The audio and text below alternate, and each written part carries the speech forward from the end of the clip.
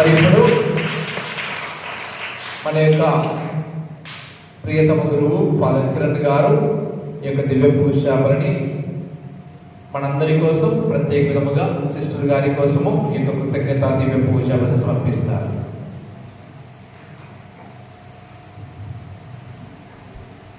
పితా పుత్ర పవిత్రాత్మ నామమునా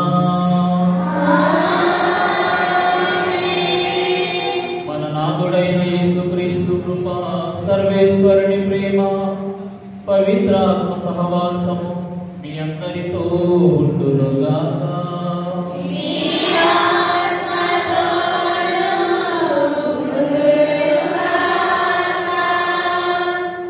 క్రీస్తునందు ప్రియమైన దేవుని బిడ్డలారా, బాలస్వామి రాజేశ్వరి వారి యొక్క కుమార్తె సిస్టర్ సౌజన్య 8 సంవత్సరాల విశ్వాస జీవితాన్ని గడిపి అటు తర్వాత మొదటి మాట పట్టును స్వీకరించి ఈరోజు ఈ మన దేవాలయంలో ఆ దేవునికి కృతజ్ఞతలు తెలియజేస్తూ ఉన్నారు.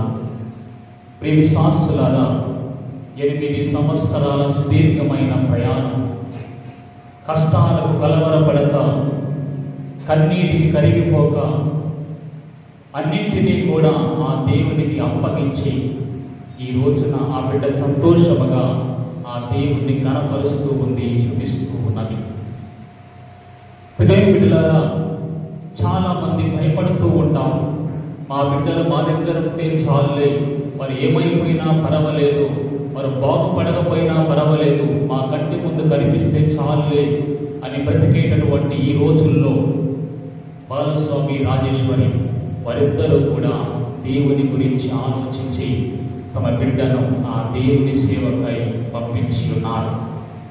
అయితే ప్రియ విశ్వాసులారా, ఆ తల్లిదండ్రులు ఎంతో ధన్యులని మనందరం కూడా చెప్పవచ్చు. అదేవిధంగా నిర్ణయం తీసుకున్నటువంటి సిస్టర్ హేమలత గారు, మాట ఇచ్చి ఆ మాట మీద నిలబడినటువంటి వ్యక్తి సిస్టర్ సౌజన్య గారు. అయితే ప్రియ విశ్వాసులారా, లూకాసు వార్త 1వ అధ్యాయం 38వ వచనంలో మనం చూస్తూ ఉన్నాం. మరియ తల్లి ఆ దేవుని యొక్క మాటను అంగీకరించి, ఇదిగో ప్రభువు దాసురాలను, నీ మాట చొప్పున నాకు జరుగునుగాక అని మాట ఇచ్చింది. ఆ మాట మీద ఆధారపడింది. మాట ఇచ్చి మాట తప్పే వారి యొక్క జీవితానికి దేవుని దృష్టిలో విలువ ఉండదు. కానీ ఆ మాట ఇచ్చి మాట మీద నిలబడే వారికి దేవుని దృష్టిలో చాలా విలువ ఉంటూ ఉంది. మరి సిస్టర్ సౌజన్య గారు ఆ దేవుని దృష్టిలో ఎంతో విలువ పొందినటువంటి వ్యక్తి అని మనందరం కూడా చెప్పవచ్చు. ఎందుకంటే తాను జీవించినటువంటి ఈ 8 సంవత్సరాల సుదీర్ఘ ప్రయాణం ఆ దేవుడు ఎంతగానో ఆ బిడ్డను దీవించాడు.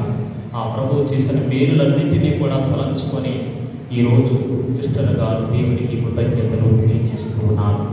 ప్రియ విశ్వాసులారా, సహోదరి సహోదరులారా, ఆ సిస్టర్ గారితో కలిసి ఈరోజు మనందరము కూడా ఆ దేవునికి కృతజ్ఞతలు తెలియచేయాలి. సిస్టర్ గారి కోసం, అదేవిధంగా తన యొక్క కుటుంబ సభ్యుల కోసం మనం ప్రార్థన చేద్దాం. ఈ యొక్క పవిత్రమైన దివ్యబలి పూజలో యోగ్య రీతిగా పాల్గొనటకు మన యొక్క పాపాలను ఒప్పుకుందాం.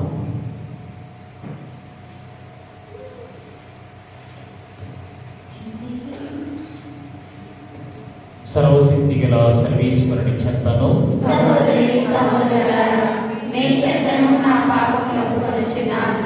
ఏదైనా తలంపు చేతను, వాక్కు చేతను, క్రియల చేతను, అశ్రద్ధ చేతను పాపములు చేసి తిని, ఇది నా తప్పు, ఇది నా తప్పు, ఇది నా గొప్ప తప్పు.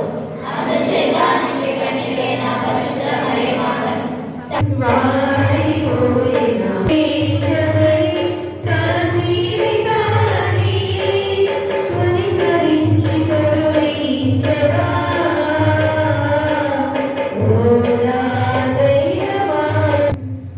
సర్వశక్తిగల సర్వేశ్వరుడు మనకు దయచూపి మన పాపములను మన్నించి మనందరినీ నిత్య జీవితమునకు చేర్చునుగాక.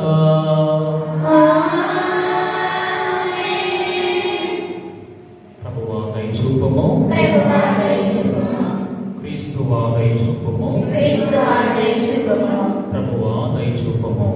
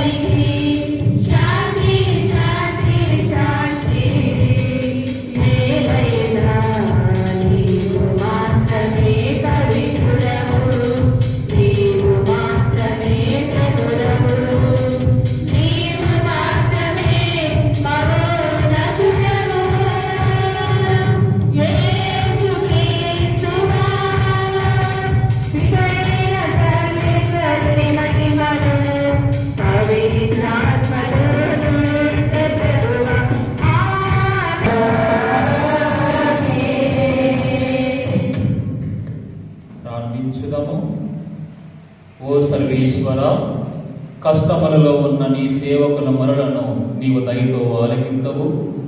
జాలి హృదయముతో నీవు మాకు చేసిన అనేక మేలులకు మా కృతజ్ఞతలు అర్పించుచున్నాము.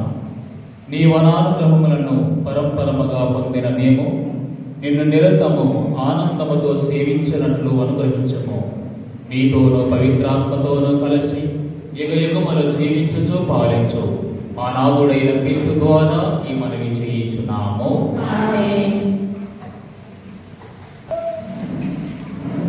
అజ్ఞానులు వారి చనిపోయినట్లు మొదటిపట్టణము సొలొమోను గ్రంథము 2వ అధ్యాయము పరిశుద్ధ వచనములు 23 నుండి 3వ అధ్యాయము 3 నుండి 9 వరకు. సొలొమోను పలుకులు. దేవుడు నరుని నశింపని వానిగా చేసెను, అతనిని తన రూపములో నిత్యునిగా చేసెను.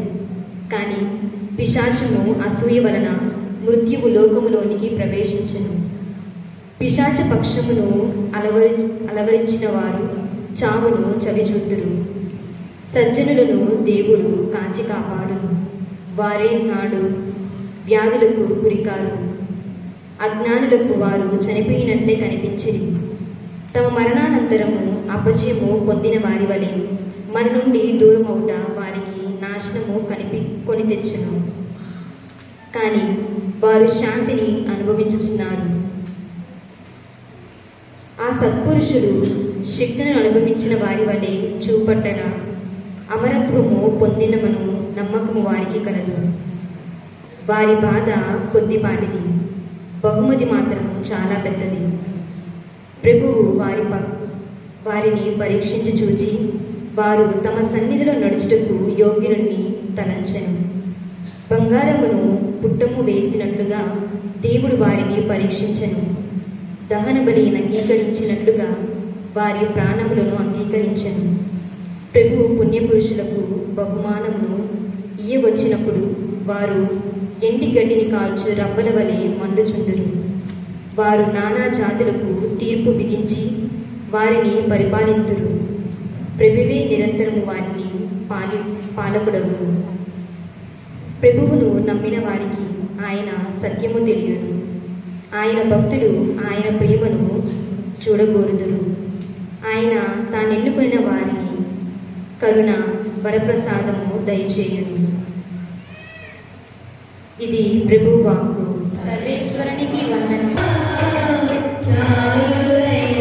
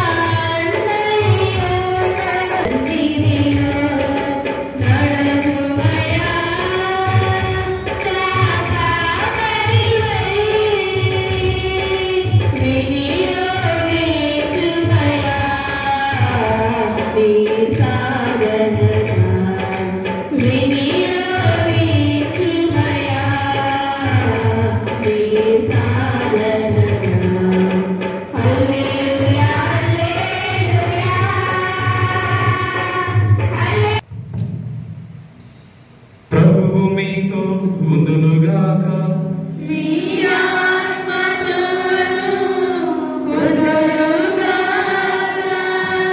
పునీత లూకా రాసిన సువార్తలోని భాగము.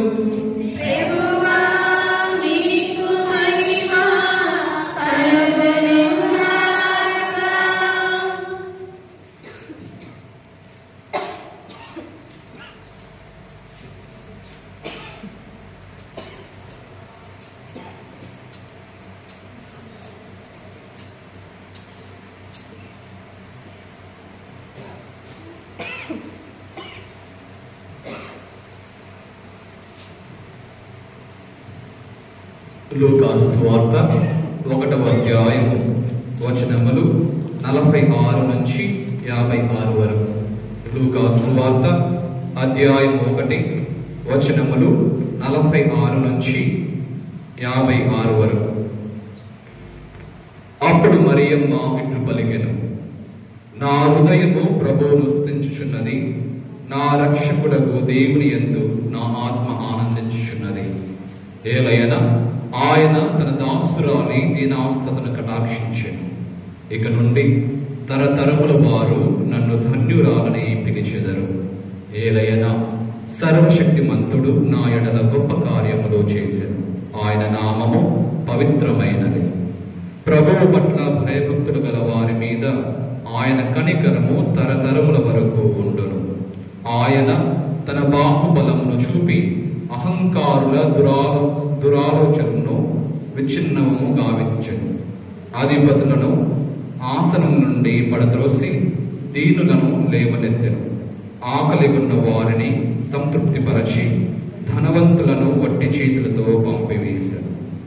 మన పితరులకు అబ్రహామునకు అతని సంతతి వారికి తరతరముల వరకు చేసిన వాగ్దానం ప్రకారము తన కనికరమును బట్టి తన సేవకులకు ఇజ్రాయేలునకు సహాయం చేశాను. మరియమ్మ 3 మాసములు ఎలిజబెత్తో ఉండి పిమ్మట తన ఇంటికి తిరిగిపోయెను. ఇది క్రీస్తు సువిశేషం. స్తుతి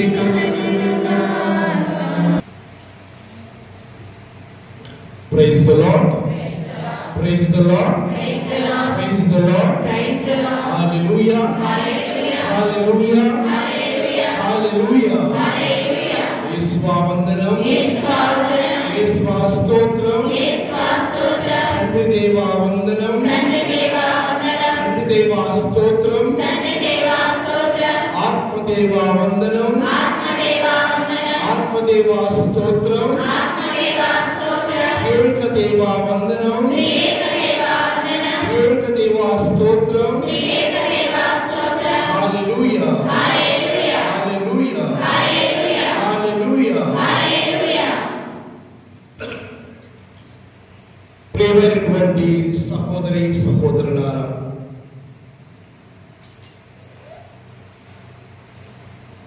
ఇన్ఫోసిస్ బెంగళూరులో ఒక విస్తరణతోటి కూడుకున్నటువంటి ఒక పెద్ద సంస్థ. ట్రైనింగ్ పొంది దానిలో ఉద్యోగం సంపాదించాలంటే ఒక ప్రక్రియ అనేటువంటిది ఉంది. వాళ్ళకి కావలసినటువంటి ఉద్యోగస్తులను ఏదో క్యాంపస్ సెలక్షన్ చేసేసి వాళ్ళకి జీతం ఇచ్చి ఇదిగో ఆ పని చెయ్యి ఈ పని చెయ్యి అని పిలవరు. ఒక 100 మంది కావాలనుకుంటే దాదాపుగా 1000-5000 మందిని వాళ్ళు సెలెక్ట్ చేస్తారు. చేసేసి బెంగళూరులో ఉన్నటువంటి ఇన్ఫోసిస్ కంపెనీలో పెద్ద విస్తరణతోటి కూడుకున్నటువంటి రకరకాలైనటువంటి ట్రైనింగ్ సెంటర్స్ ఉంటాయి కదా, అక్కడికి పంపించేస్తారు. 3 నెలల ట్రైనింగ్.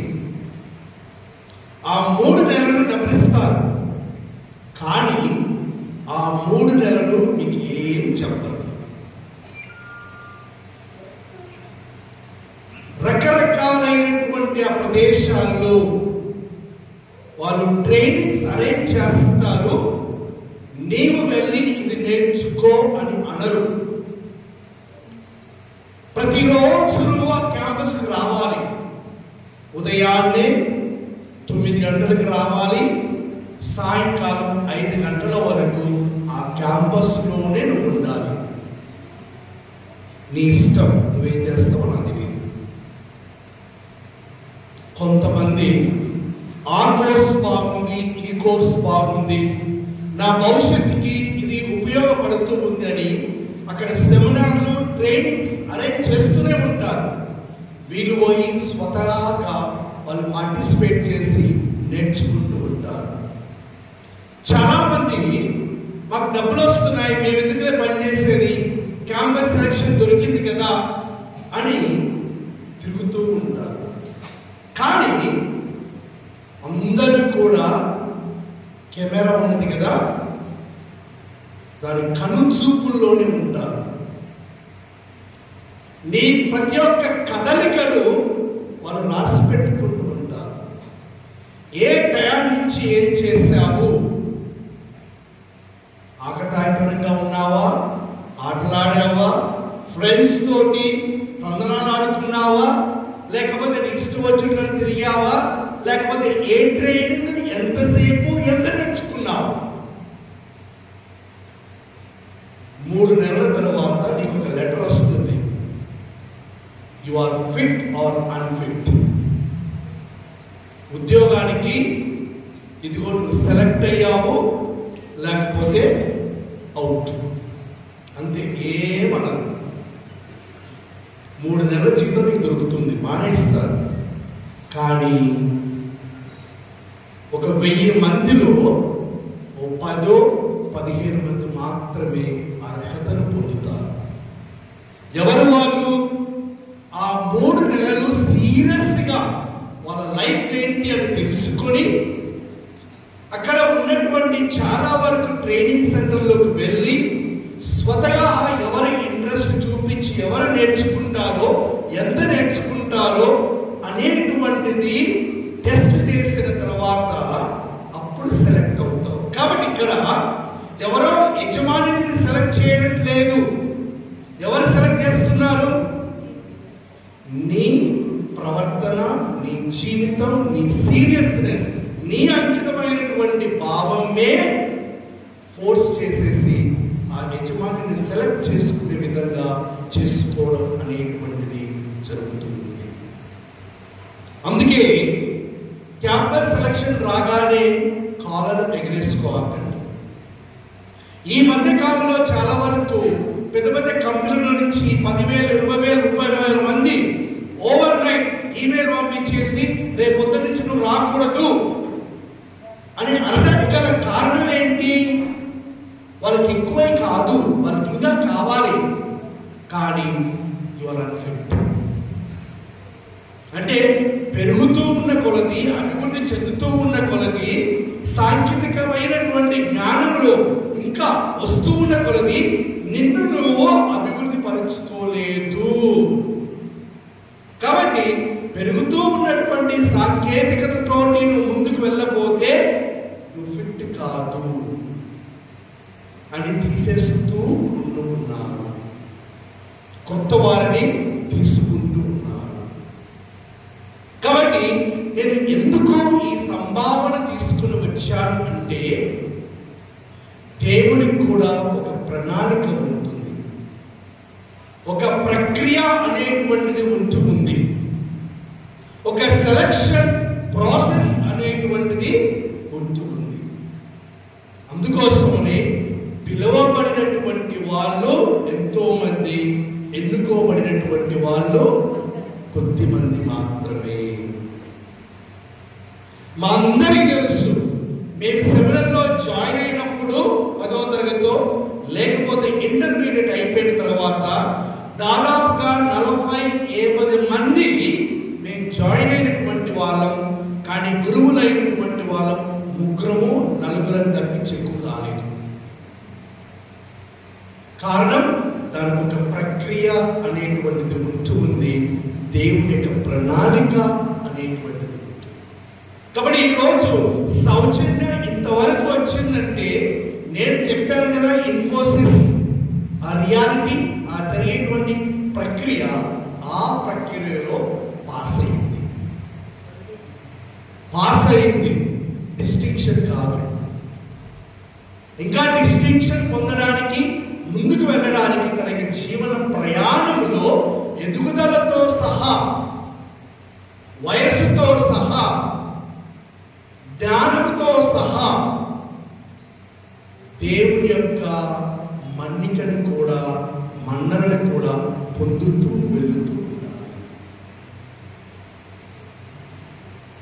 దేవునికి కృతజ్ఞులమై ఉన్నాం. కారణం ఇంతమంది ఉన్నాం, కానీ కొంతమంది మాత్రమే ఆ దేవునికి అంకితమైనటువంటి వాళ్ళు దొరికారు. కాబట్టి అదృష్టములుగా మేము భావించుకుంటూ ప్రతి ఒక్క పిలుపు వెనుకాల, ప్రతి ఒక్క దైవ పిలుపు జీవన ప్రయాణంలో ప్రతి ఒక్క కన్యాస్త్రీ కానీ, గురువు కానీ, లేకపోతే సామాన్యమైనటువంటి ప్రజలు కానీ, మనందరం కూడా ఒక 5 దశలలో, 5 స్థావరాలలో మనకి జీవితాన్ని గడుపుతూ ఉంటాం. 5 గమ్యాలను, 5 గుడారాలను మనం వేసుకొని ఆ జీవనాన్ని కొనసాగించుకుంటూ వెళుతూ ఉంటాం. అది చాలా చాలా ముఖ్యం మనందరికీ కూడా.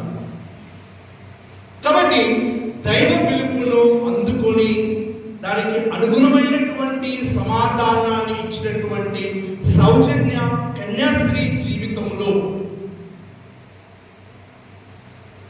తను ప్రయాణం చేసేటువంటి ఆ మార్గాలలో, ఆ గుడారాలలో ఏమేమి తగులుతూ ఉంటాయి, ఏమేమి నేర్చుకుంటూ ఉండాలి అని, ఏమేమి అనుభవించుకుంటూ వెళుతూ ఉండాలి ఆ దేవుణ్ణి మెప్పించాలంటే, అది తనకే కాదు మనందరికీ కూడా వర్తిస్తూనే ఉంటుంది. Number 1, the way to Nazareth. నజరేయుడు అనేటువంటి గ్రామానికి దారి. The way to Nazareth. నజరేతు గ్రామానికి దారి. ఏంటి ఆ దారి? మనం లూకా సువార్తలో 2వ అధ్యాయం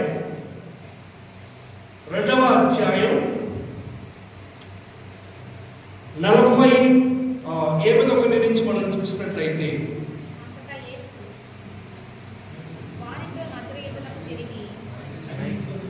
అంతటా యేసు వారితో నజరేతునకు తిరిగి వచ్చి తల్లిదండ్రులకు విధేయుడై ఉండెను. తల్లి మరియమ్మ ఆ విషయములన్నీ మనసున పదిలపరుచుకొని ఉండెను. యేసు జ్ఞానమందును ప్రాయమందును వర్ధిల్లుచు దేవుని అనుగ్రహమును ప్రజల ఆదాయమును పొందుచుండెను.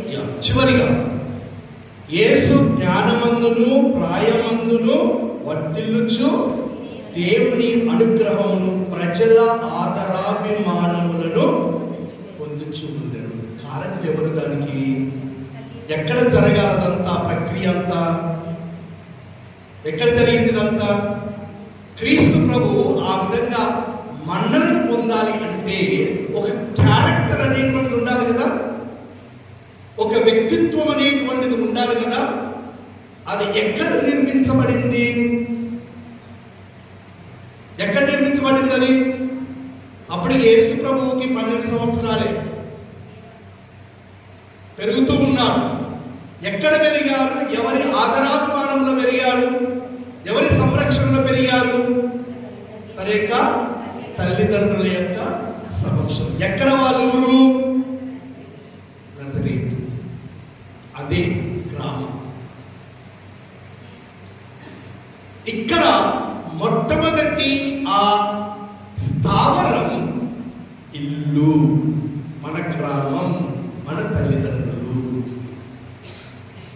వాళ్ళు వేసేటువంటి బీజాలు చాలా చాలా ముఖ్యం.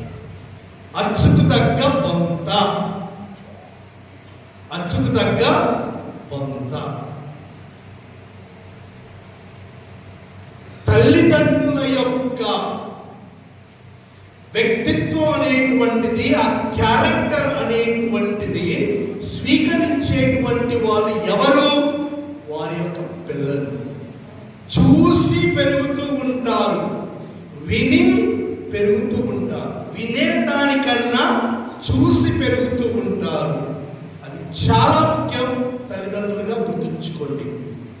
తల్లిదండ్రులుగా మనం చాలా చెప్తూ ఉంటాం, అరే ఇది చేయరా అది చేయరా అంటుంటాం.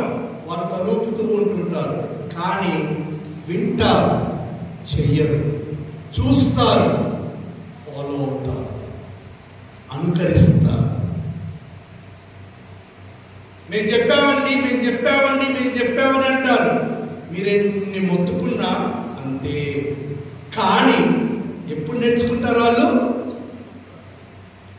తల్లిదండ్రులు ఆ పని చేస్తేనే, ఆ విధంగా జీవిస్తేనే. అది మీకు మాత్రమే కాదు, మీరు ఒక గురువుగా మీ పిల్లలకి ఒక మార్గాన్ని చూపించినటువంటి వాళ్ళు అవుతూ ఉంటారు. క్రీస్తు భగవానుడు ఆ విధంగా మారడానికి గల కారణం వారి యొక్క తల్లిదండ్రులు. అటు ప్రార్థనలో కానీ, గుడికి వెళ్ళడంలో కానీ, గుణగణాలలో పెంపొందించడంలో కానీ, ఇతరులకు సహాయం చేయడంలో కానీ, చదువులో కానీ, మంచి పుణ్య మార్గంలో ప్రయాణం చేయడంలో కానీ క్రీస్తు ప్రభు వారి తల్లిదండ్రులను చూసుకుంటూ పెరిగారు. అందుకే ఆ భవిష్యత్తు గురించి ఆలోచించడం అనేటువంటిది జరిగింది. పరిపక్వత అనేటువంటిది ఆ 12 సంవత్సరాలకే వచ్చింది. మరి ఈనాడు మన పిల్లలు మునగ చెట్టు లాంటి వారు. మునగ చెట్టు ఏ విధంగా ఉంటుంది? గట్టిగా ఉంటుందా, పెలుసుగా ఉంటుందా? చూడ్డానికి పచ్చగా, అందంగా, చక్కగా ఉంటుంది. కానీ పిల్లల యొక్క మానసిక స్థితి మునగ చెట్టులాగా ఉంది. కనిపించడానికి అందంగా ఉంటారు, బొమ్మల్లాగా ఉంటారు, చక్కగా మాట్లాడుతూ ఉంటారు, అన్ని చేస్తుంటారు. కానీ వాళ్ళ యొక్క వ్యక్తిత్వం అనేటువంటిది, వాళ్ళ యొక్క మానసిక స్థితి అనేటువంటిది మునగ చెట్టులాగా ఉన్నది. దానికి గల కారణం తల్లిదండ్రులు చక్కనైనటువంటి బీజాలు వెయ్యలేదు. వెయ్యాలి అంటే మొట్టమొదటిగా తల్లిదండ్రుల యొక్క వ్యక్తిత్వం, గుణగణాలు ఉన్నప్పుడే వాళ్ళు చూసి నేర్చుకుంటారు, విని నేర్చుకోరు. అక్కడ అది కావాల్సింది. ఎప్పుడైతే అది జరుగుతూ ఉందో భవిష్యత్తు అనేటువంటిది నిర్మించడం అనేటువంటిది జరుగుతుంది. త్వరగా నిర్ణయం తీసుకోవడం అనేటువంటిది జరుగుతుంది. అదే ఆ ప్రయాణంలో రెండవ స్థావరం, రెండవ మార్గం, రెండవ గమ్యం the way to Bethany. The way to బెతానియాకు దారి. అదే లూకు సువార్త 10వ అధ్యాయం చూడండి, 35 నుంచి 38 చూడండి. 38 నుంచి మరియమ్మ మార్తమ్మ వారు ప్రయాణం చేయించుండగా యేసు ప్రభు ఎక్కడికి వెళ్తుంటారు? జనరల్ గా మార్తమ్మ మరియమ్మ లాజరు వాళ్ళ ఇంటికి వెళుతూ ఉంటారు. వెళ్ళినప్పుడు అక్కడ సంఘటన ఏంటి? మార్తమ్మనేమో ఎప్పుడూ కూడా గజిబిజి పనుల్లో నిమగ్నమైంది. మరియమ్మ ఎక్కడ ఉండేది? దేవుని యొక్క యేసు ప్రభు యొక్క కాల చెంత, వాళ్ళ చెల్లి. మార్తమ్మ వాళ్ళ చెల్లి కాళ్ళ దగ్గర ఉండేది. కాళ్ళ దగ్గర ఏమి కూర్చున్న వాళ్ళు ఎవరు? పెద్దోళ్ళ చిన్నోళ్ళ? పెద్దోళ్ళు. కూర్చున్నటువంటి వాళ్ళు, కింద కూర్చున్నటువంటి వాళ్ళు సేవకులు, పైన కూర్చున్నటువంటి వారు యజమాని. అంటే ఆ మరియ క్రీస్తు ప్రభు దగ్గర కూర్చోవడం అంటే తన యొక్క సమయాన్నంతా కూడా దేవుని కోసం వెచ్చించడానికి సిద్ధపడినటువంటి వ్యక్తి. అందుకే క్రీస్తు ప్రభు అంటూ ఉంటారు, తను ఎన్నుకున్నటువంటి ఆ మార్గం నుంచి ఎవరు కూడా త్రోసివేయలేరు. సౌజన్య ఎన్నుకున్నటువంటి మార్గం అది ఉత్తమమైనటువంటి మార్గం. ఎందుకు ఉత్తమమైనటువంటి మార్గం? మోడీ దగ్గరికి వెళ్ళలేదు సెక్రటరీగా. ఎవరి దగ్గరికి వెళ్ళింది సెక్రటరీగా? దేవుడి దగ్గరికి వెళ్ళింది. తను చెప్పేటువంటి పాయింట్ అన్ని రాసి పెట్టుకుంటూ తనని ఆరాధిస్తూ ఉంటూ ఉంటుంది. తన దగ్గర తన యొక్క సమయాన్ని వెచ్చిస్తూ ఉంటూ ఉంటుంది. ఎంత ఉత్తమమైనటువంటి మార్గాన్ని ఎంచుకుంటూ ముందుకు వెళ్తూ నో వరీస్. కారణం అసలైనోడే ఉన్నాడు. పడితే ఉడుము పట్టు పట్టాలంటారు కదా, ఆ విధంగా ఉడుము పట్టు పట్టింది. ఎవరిని పట్టింది? క్రీస్తు ప్రభు. ఉత్తమమైన మార్గాన్ని ఎంచు. దేవుని యొక్క సమక్షంలో తనివి తీర ఆకలి మొత్తం తీర్చుకునే విధంగా, దాహం మొత్తం తీర్చుకునే విధంగా, ఆత్మ సంతృప్తిని పొందేటువంటి విధంగా ఉత్తమమైనటువంటి మార్గాన్ని, స్వీట్ మార్గాన్ని, షార్టెస్ట్ మార్గాన్ని ఎన్నుకొని ఉత్తమమైనటువంటి వ్యక్తిగా ఉండడానికి చూస్ చేసుకుంటాం.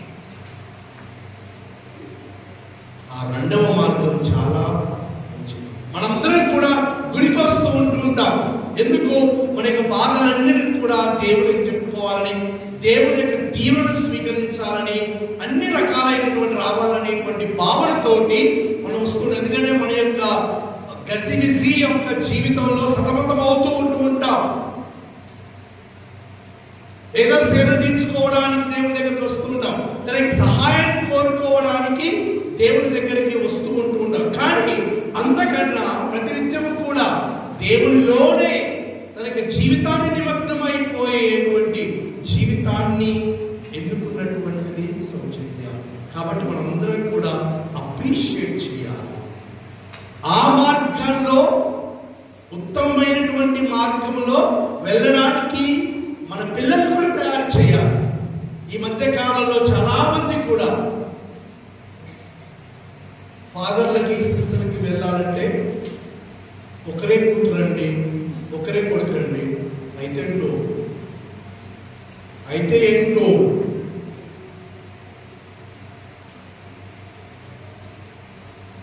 ఎవరు నా వారు, నా సోదరుడు ఎవరు, నా తల్లి ఎవరు, నా తండ్రి ఎవరు అన్నప్పుడు క్రీస్తు ప్రభు ఏం చెప్పాడు? క్రీస్తు ప్రభు ఏం చెప్పాడు? ఏంటి? మూడోది,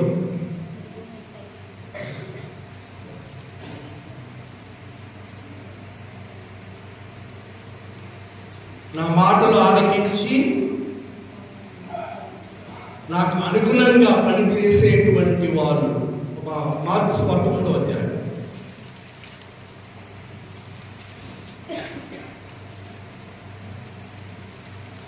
31వ వచనం నుంచి. అందుకే యేసు 33వ వచనం, నా తల్లి ఎవరు, నా సోదరుడు ఎవరు అని తన చుట్టూ ఉన్నటువంటి జనులను చూచి, ఇదిగో వీరే నా తల్లియు నా సోదరుడు, ఏదైనా దేవుని చిత్తమును నెరవేర్చువాడే నా సోదరుడు, నా సోదరి, నా తల్లి అని.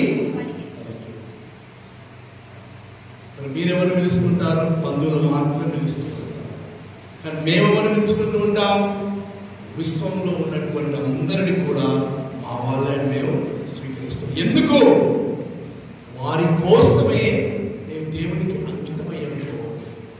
దేవుడు అందరి కోసం వచ్చారు కాబట్టి తన యొక్క మార్గాన్ని ఎన్నుకున్నటువంటి మేము కూడా అదే మార్గంలో ప్రయాణం చేసేటువంటి అదృష్టం అనేటువంటిది వస్తూ ఉన్నది. కాబట్టి విశ్వం అంతా కూడా మా వాళ్ళే. మీరు చిన్న కుటుంబాన్ని ఏర్పరుస్తారు, మేము పెద్ద విశాలమైనటువంటి కుటుంబాన్ని మేము ఏర్పరచుకుంటూ ఉంటాం. అంటే అంతమంది మా సోదరులు అందరూ మా కుటుంబం. అటువంటి మార్గం రావాలంటే దేవుని చేత ఎన్నుకోబడినటువంటి వాళ్ళగా మనం భావించాలి. ఆధ్యాత్మికమైనటువంటి జీవితం అనేటువంటిది అలవాటు చేయించాలి. మాకెప్పుడు కూడా కొన్నిసార్లు డిస్కషన్స్ వస్తుంటాయి మా టేబుల్ మీద, మరొక జన్మ ఉంటే ఏమవుతామని. మేము ఎప్పుడు కూడా అంటాం, అమ్మమ్మ 10 జన్మలు ఎత్తినా నేను గురువుగానే కావాలని కోరుకుంటాను. కారణం ఏంటంటే ఆలోచిస్తూ ఉంటాం. ఎక్కడే మీరందరూ మా తల్లిదండ్రులుగా అక్కచెల్లెలుగా మీరందరూ జీవించేటువంటి ఆ కష్ట జీవితం ఓకే చాలా మంచిది. కానీ మేము ఇంకొక విధంగా ఆలోచిస్తూ ఉంటుంటాం. ఏ విధంగా? ఒకటి చెడుగా ఒకటి మంచిగా. ఏ విధంగా ఆలోచిస్తామంటే 10% సంతోషం కోసం, అంటే శారీరకమైనటువంటి సంతోషం కోసం 90% కష్టాన్ని అనుభవిస్తూ ఉన్నటువంటి మాత్రమే. నేను ఏదో ఆలోచిస్తామంటే ఆ 10% త్యాగం చేస్తే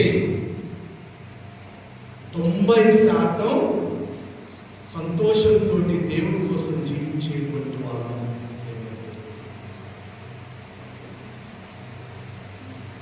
ఆత్మ సంతృప్తి అనేటువంటిది ఉంటుంది. ఇంకా ఎక్కువగా దేవుడి కోసం మీకోసం జీవించాలని తపన అనేటువంటిది మాకు. కారణం ఆ త్యాగంలో దేవుని యొక్క ప్రేమను మేము వెతుకు చూస్తూ ఉంటాము. దేవుడి కోసం జీవించాలని మేము తాపత్రయపడుతున్నాం. అటువంటి జీవితాన్ని మమ్మల్ని ఎన్నుకోవడం ద్వారా ఆ దేవుడు మాకు ప్రసాదిస్తున్నాడు. అందుకోసమనే ఆ జీవితానికి మీరు ప్రోత్సాహం అనేటువంటిది ఇవ్వాలి. ఎందుకంటే ఇంకా దట్టమైనటువంటి జీవితాన్ని జీవించడానికి ఆ ప్రభు మనకు అవకాశం అనేటువంటి ఇస్తున్నారు కాబట్టి.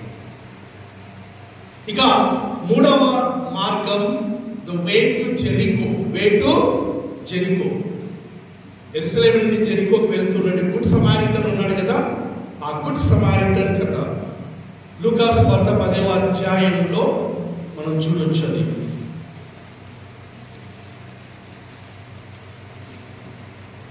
మంచి సమరయుడి కథ 25వ వచనం నుంచి చదువుతుంది. ఏంటి సపర్య, పరిచర్య. ప్రార్థనలో మాత్రమే జీవితం అనేటువంటిది కొనసాగించుకుంటూ వెళ్ళదు.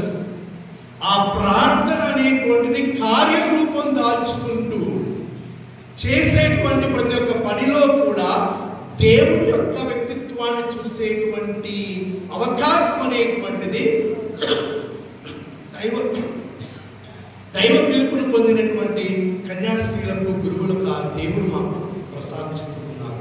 అందుకోసమనే ఈ ప్యారిష్ వర్క్ ద్వారా, సాంఘికమైనటువంటి వర్క్ ద్వారా, ఎడ్యుకేషన్ ద్వారా, ఆసుపత్రి ద్వారా ఆ దేవుని యొక్క మంచితనాన్నింటినీ కూడా ఈ సపర్య రూపంలో, పరిచర్య రూపంలో అందరికీ కూడా ఇవ్వడానికి అనేటువంటి అవకాశం అనేటువంటిది ఆ దేవుడు మనకు ప్రసాదిస్తుంది. భారతదేశం ఆ విధంగా ధన్యం చేసుకుంది. క్రైస్తవ మిషనరీలు రావడం ద్వారా, మరీ ముఖ్యంగా ఈ దక్షిణాదిలో మనకి అన్ని అనుకూలమైనటువంటి అవకాశాలు ఇచ్చారు కాబట్టి మనందరం కూడా ఎడ్యుకేషన్లో కానీ, హాస్పిటల్లో కానీ, దేనిలో కానీ చాలా ముందంజలో ఉండి అభివృద్ధి చెందినటువంటి వాళ్ళంగా ఉన్నాం. ఎందుకంటే ఆ దేవుని యొక్క ముఖాన్ని అందరిలో చూసుకోవడానికి ఇవన్నీ కూడా సాధనాలు కాబట్టి, ఎడ్యుకేషన్ కానీ, ఆసుపత్రి కానీ, తర్వాత ఈ యొక్క ప్యారిష్ వర్క్ కానీ, సాంఘికమైనటువంటి పరమైనటువంటి పుణ్యకార్యాలు కానీ, రకరకాలైనటువంటి ఆ పనులు చేసేటువంటి భాగ్యం అనేటువంటిది మాకు ఇస్తున్నాడు. అంటే ఎటువంటి స్వార్థం లేకుండా ఇచ్చివ్వడానికి ఆ దేవుడు ప్రసాదించేటువంటి ఆ ధన్యపరమైనటువంటి జీవితాన్ని జీవించడానికి అవకాశం అనేటువంటి ఆ దేవుడు మాకు ప్రసాదించాడు. అటువంటి ఆ మార్గాన్ని ఎన్నుకుంది సౌజన్య. వారి యొక్క సభ ప్రకారం, నియమాల ప్రకారం వారు చెప్పేటువంటి ఆ కార్యక్రమాలు రకరకాలుగా ఉంటాయి. వాటిని ముందుకు తీసుకుని వెళ్ళేటువంటి అదృష్టం అనేటువంటి తనకి లభించింది. ఇక 4వ స్థావరం ద వే టు క్యాల్వరీ, కల్వరికి దారి. అన్ని సాఫీగా సాగిపో. గురువైనంత మాత్రాన, సిస్టర్ అయినంత మాత్రాన అన్ని జలసాలు, అన్ని ప్రాబ్లం ఏమి ఉండవు. మాకు కూడా అడుగున సమస్యలు కొన్ని ఉంటాయి, వ్యక్తిత్వమైనటువంటి సమస్యలు ఉంటాయి, కమ్యూనిటీ పరమైనటువంటి సమస్యలు ఉంటాయి, రైట్. తర్వాత దైవ సంబంధాన్ని కోల్పోయేటువంటి సమస్యలు కూడా వస్తూ ఉంటాయి. ప్రజలతోటి సంబంధాలు కోల్పోయేటువంటి క్లిష్టమైనటువంటి పరిస్థితులు కూడా వస్తూ ఉంటాయి. అన్ని సాఫీగా ఏది సాగిపో, కష్టాలు అనేటువంటివి వస్తూనే ఉంటాయి. క్రీస్తు ప్రభువులాగా ఇదిగో ఆ విధంగా కూడా శిలువ మీద కొట్టబడుతూ ఉంటాం, నిందలు పడుతూ ఉంటాం, దెబ్బలు పడుతూనే ఉంటాయి, రకరకాలైనటువంటి అవమానాలు కూడా గురి అవుతూ ఉంటాం. కానీ అవన్నీ కూడా మౌనంగా భరిస్తూ దేవుడు ఏ విధంగానైతే భరించి తన యొక్క మంచితనాన్ని వ్యక్తపరిచి సమాధిలో ఉన్నా కానీ ఉత్తానమైనటువంటి ప్రభువులాగా మేము కూడా దేవుడి కోసమే విజయపరంగా పనులు కొనసాగించుకుంటూ మనకి జీవితం అనేటువంటి ముందుకు సాగించుకుంటూ వెళ్తూనే ఉంటాం. అందుకోసమని ప్రతినిత్యం కూడా ప్రతిసారి మీరందరూ కూడా మా ప్రార్థనలు కోరుకుంటూ ఉంటారు. ఆ బలం అటువంటిది, మా దీవెనలు అటువంటివి. కానీ మేమందరం కూడా మీ నుంచి వచ్చినటువంటి సామాన్యమైనటువంటి మానవులు కాబట్టి మీరు కూడా మా కోసం ప్రార్థన చేసేసి వాటిని భరించేటువంటి శక్తిని కూడా దేవుడికి మనం ప్రసాదించాలని మీరు కూడా ప్రార్థించండి. మీ బిడ్డలైనటువంటి మేము మీ ప్రార్థనని కూడా మేము ఆధారపడుతుంది. అప్పుడే మేము కూడా బలంతోటి విజయంతో ముందుకు సాగిపోయి దేవుడు ఏ విధంగా మోక్షారోహకుడయ్యాడు, ఉత్తానుడయ్యాడు, అటువంటి ఆ విజయపరమైనటువంటి జీవితాన్ని కూడా జీవించేటువంటి అవకాశం మాకు వస్తుంది. చివరిగా ద వే టు జెరూసలేం, యెరూషలేముకు దారి.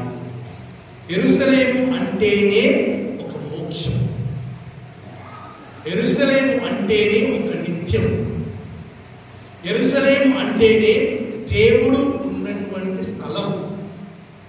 మరి మన జీవితం అనేటువంటిది ఏదో 1000, 2000, 3000, 4000, 5000 సంవత్సరాలు జీవించేటువంటి జీవితం కాదు. తుప్పు అని పోయేటువంటిది, బుడగలాంటి జీవితం, ఉదయాన్నే వికసించి సాయంకాలం వాడిపోయేటువంటి జీవితం. మా అంటే కొన్ని సంవత్సరాలు జీవిస్తూ ఉంటాం. మరీ కాలంలో COVID-19 వచ్చిన తర్వాత ఎవరు పుట్టక్కన అంటారో మనకు తెలియదు, నడుస్తూనే పుట్టుకొని పోతూ ఉన్నాం. కానీ చనిపోయిన తర్వాత ఏంటి, ఎక్కడ?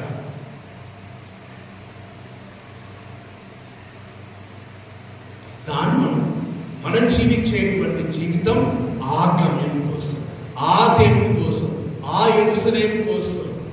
అందుకోసమనే మన ప్రవర్తన, మన భావన, మన వ్యక్తిత్వం, మన గుణగణాలు అన్నివి కూడా అక్కడ చేరేటువంటి దానికి ప్రయత్నంగా ఉన్నట్లయితే మనం ఎప్పుడు చనిపోయినా కానీ సంతోషంతో ఆ దేవుడు మనల్ని స్వీకరించడానికి వీలుగా ఉండే విధమైనటువంటి జీవితమే మనం స్వీకరించాలి. అటువంటి మార్గాన్ని మనందరం కూడా ఎన్నుకొని ముందుకు సాగిపోయే విధంగా. కాబట్టి ప్రేమైనటువంటి సహోదరి సహోదరులారా, ఈ మార్గాలను మనందరం కూడా సక్రమంగా పాటిస్తూ, మరి ముఖ్యంగా ఈరోజు సౌజన్య కోసం ఈ ప్రార్థన చేస్తున్నాం, ఈ కృతజ్ఞతా బలిని అర్పిస్తున్నాం. కాబట్టి తను 2వ స్థావరంలో ఉంది కాబట్టి తను వెళుతూ ఉన్న కొలది ఇంకా అంచెలంచెలుగా ఎదిగే విధంగా అంకితమైనటువంటి భావముతోటి తను మాత్రమే కాకుండా మీ ఇంటికి, మీ తల్లిదండ్రులకి, మీ గ్రామానికి మంచి పేరు తీసుకుని వచ్చే విధంగా మీ సభలో ఒక స్టాండ్ బలమైనటువంటి వ్యక్తిగా, శక్తి ఉన్నటువంటి వ్యక్తిగా వెలయాలని, మంచి నాయకత్వం నుండి ముందుకు మీరు నడవాలని ప్రార్థన చేసుకుంటూ ఆ దేవాలయ యొక్క దీవెనలు మీ మీద దండిగా కురిపించబడాలని మా అందరి యొక్క ప్రార్థనలు కూడా జత చేసి ఆ దేవుడిని మిమ్మల్ని సమర్పించుకుంటూ చక్కనైనటువంటి శాశ్వతమైనటువంటి జీవితం జీవించాలని కోరుకుంటున్నాను. ఆమేన్.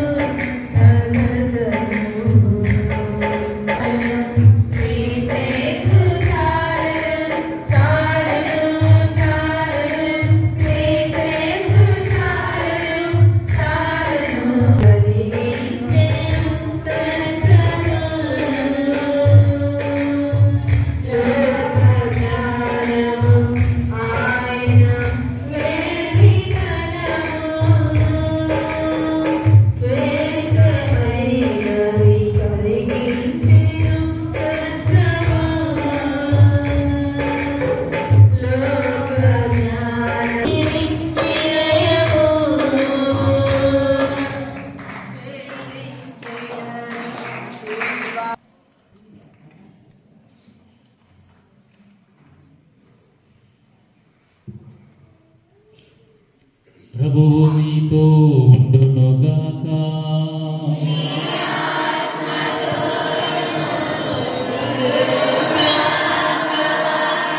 మీ మనస్సులను ఉన్నతమునకు త్రిప్పుము.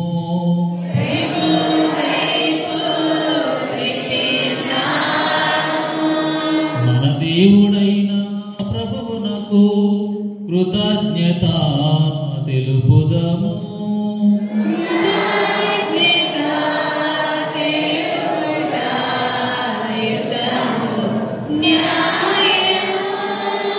ప్రభువైన దేవా, పావన పిత, సర్వశక్తి గల నిత్య సర్వేశ్వర, మేము ఎల్లప్పుడూ ఇచ్చోటను నీకు కృతజ్ఞత వందనములు మా ప్రభువైన క్రీస్తు ద్వారా చెల్లించుట ఐకము. ఏలయన క్రీస్తు తన జన్మము ద్వారా పతనమైన మానవ స్థితిని నూతనీకరించెను. తన శ్రమల ద్వారా మా పాపములను రద్దు చేసి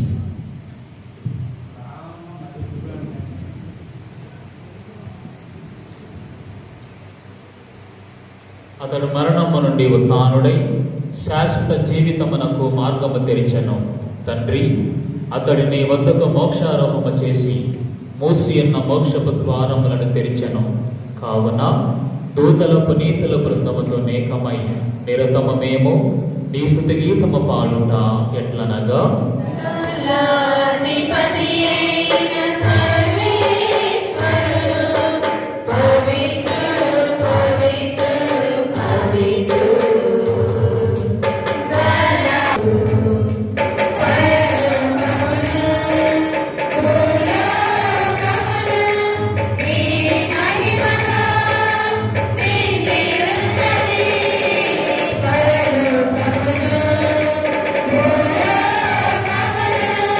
Amen.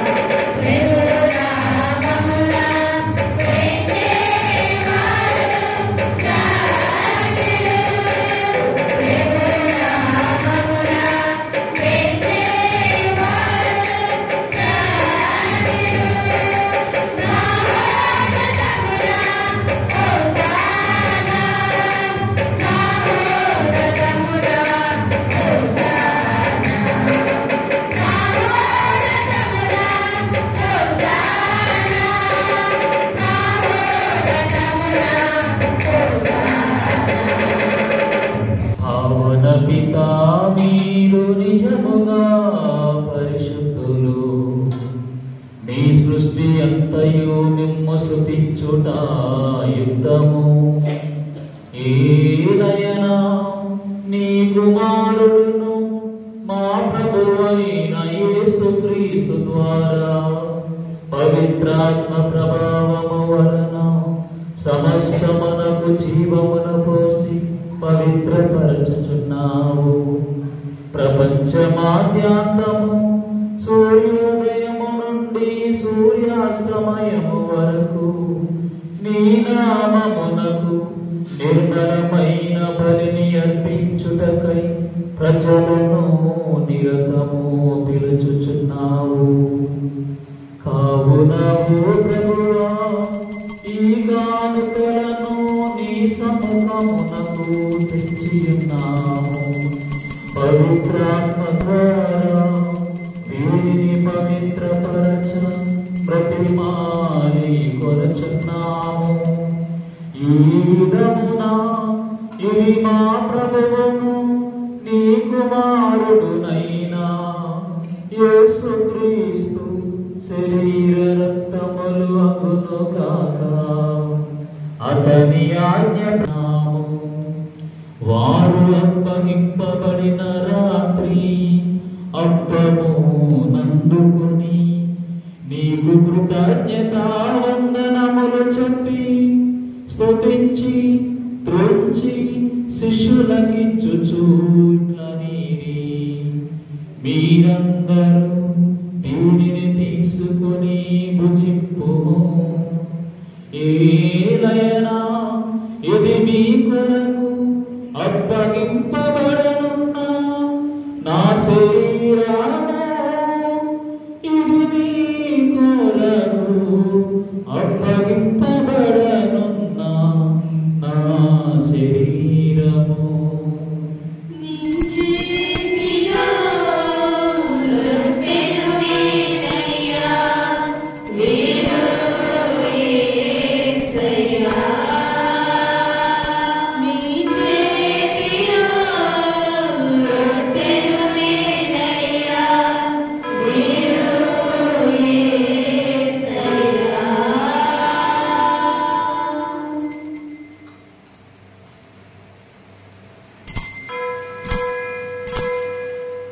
ఆ విధముగానే భోజనానంతరము పాత్రమునందుకొని నీకు కృతజ్ఞతా వందనములు చెప్పి స్తుతించి శిష్యులకిచ్చుచు ఇట్లనిరి, మీరందరూ దీనిని తీసుకొని పానము చేయుము. ఏలయనా ఇది నూతన నిత్య నిబంధన యొక్క నా రక్తపు పాత్రము. ఇది మీ కొరకు అనేకుల కొరకును పాప పరిహారమునకై ధారపోయబడును.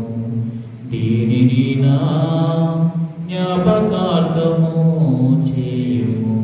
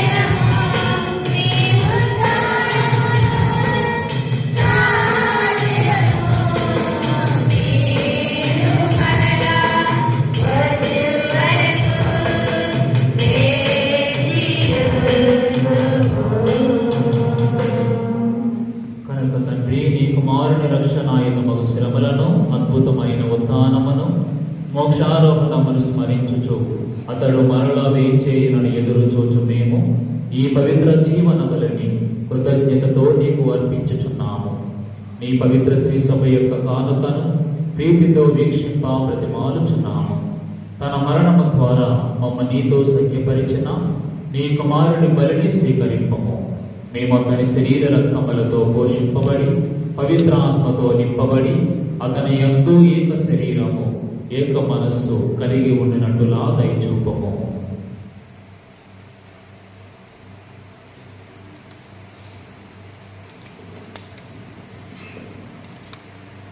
అతడు మమ్మ మీకు నిత్యార్పణగా రూపొందించుగాక. నీవు ఎన్నుకున్న పుణ్యాత్మలతోనూ ముఖ్యంగా పరిశుద్ధ కన్యయు దేవమాత అయినటువంటి మరియ మాతతోనూ ధన్యులైనటువంటి మీ అపోస్తులతోనూ వేద సాక్షులతోనూ ప్రీత శౌరి గారితోనూ ఫ్రాన్సిస్ గారితోనూ సకల ప్రీతులతో పాటు మమ్మను మోక్ష భాగ్యమునకు వారసులుగా చేయము. ఏలైనా వీరి విజ్ఞాపన ప్రార్థన నిరవధిక సహాయమునకై మేము ఆధారపడి ఉన్నాము.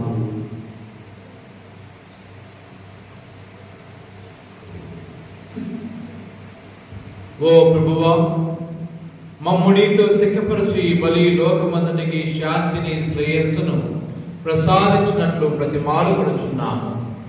ఈ లోకముని యాత్ర చేయు నీ శ్రీసభను నీ సేవకుడకు మా 14వ సింహరాయల జగద్గురువును మా చిన్నపతిని బాగయ్య పీఠాధిపతిని తదితర పీఠాధిపతులను గురువులందరినీ నీవు సంపాది ప్రజల మనవలను ఆలకింపము. మరి ముఖ్యముగా ప్రభువా, తన యొక్క మొదటి మాట పట్టును స్వీకరించి మీ పాదాల చెంత చేరి ప్రార్థిస్తున్నటువంటి మఠకన్య సిస్టర్ సౌజన్య గారిని ఆశీర్వదింపము. మరి మీ యొక్క సేవ చేయడంలో ఆమెకు కావలసినటువంటి శక్తి సామర్థ్యాన్ని ప్రతినిత్యము కూడా ఆమెకు దయచేయము. ఆమె యొక్క కుటుంబ సభ్యులను, తల్లిదండ్రులను, బంధుమిత్రులను ప్రతి ఒక్కరిని కూడా దీవించండి. మరి అదే విధముగా మీ పాదాల చెంత చేరి ప్రార్థిస్తున్నటువంటి మీ బిడ్డలందరినీ కూడా పేరు పేరున ఆశీర్వదించి దీవించి కాచి కాపాడండి. దయగల తండ్రి, నలుదిశలా చెదిరిన నీ బిడ్డలందరినీ కనికరించి నీతో ఐక్యపరచుకున్నాము.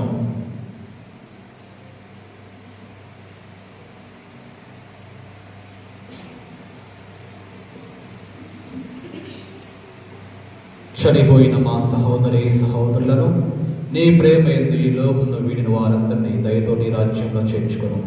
మేమును అచ్చట చేరి నీ మహిమను వీక్షించుచు నిత్య ఆనందను పొందును గాక. మా ప్రభు అయిన క్రీస్తు ద్వారా ఈ మనవి చేయుచున్నాము.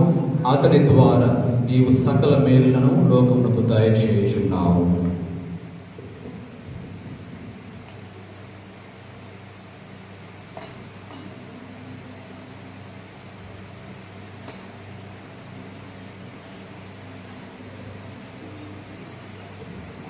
క్రీస్తు ద్వారా, క్రీస్తుతో, క్రీస్తునందు సర్వశక్తి పితయైన సర్వేశ్వరా, పవిత్రాత్మతో ఏకమైండు నీకు యుగ యుగములు గౌరవ మహిమలు కలుగునుగాక.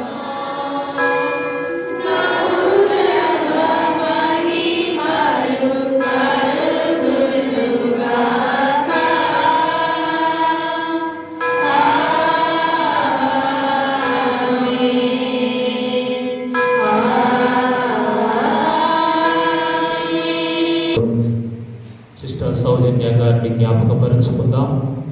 ఆ దేవాది దేవుడు ఈ బిడ్డ ఎంచుకున్న పవిత్ర మార్గములో తోడుగా ఉండాలి అని ప్రార్థన చేద్దాం. అదేవిధంగా బాలస్వామి, రాజేశ్వరి సిస్టర్ గారి యొక్క తల్లిదండ్రుల కోసం ప్రార్థన చేద్దాం. పరలోకమందున్న మా యొక్క తండ్రి, నీ నామము పూజింపబడుగాక.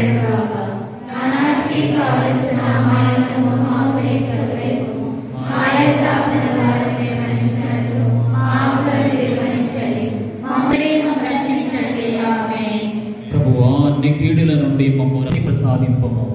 నీ దయానుగ్రహము వలన పాపము నుండి మా విముక్తులను చేసి అన్ని కలకాల నుండి సర్వదా కాపాడము. మేము మోక్షానందమును మా రక్షకుడైన యేసుక్రీస్తు ఆగమమును నిరీక్షించుచుందాము. ఏలైనా నిరంతర నిరంతరము మీదే రాజ్యము, మీదే అధికారము, మీదే మహిమ. శాంతిని మీకు అనుగ్రహించుచున్నాను, నా శాంతిని మీకు ఇచ్చుచున్నాను అని అపోస్తలతో వచించిన ప్రభు అయిన యేసువ, మా పాపములను లెక్కింపక నీ శ్రీ సభ విశ్వాసమును వీక్షింపము. నీ చిత్త ప్రకారము నీ సభకు శాంతిని ఐక్యమును అనుగ్రహింపము. యుగ యుగములు జీవించుచు పరిపాలించు ప్రభువా. ఆమేన్. ప్రభుని శాంతి ఎల్లప్పుడూ మీతో ఉండునుగాక. మీ ఆత్మతో ఉండునుగాక. ఒకరికొకరు సమాధానం తెలుపుకుందాము. సర్వేశ్వరుడి పిల్ల, ఇదిగో సర్వేశ్వరుడి గొర్రె పిల్ల, ఇదిగో లోక పాపములను పరిహరించు ప్రభు.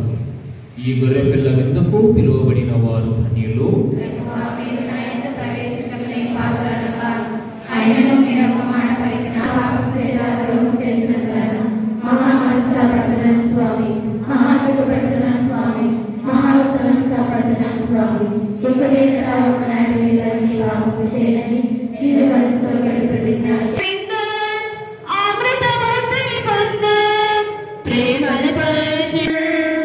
జీవమునిచ్చును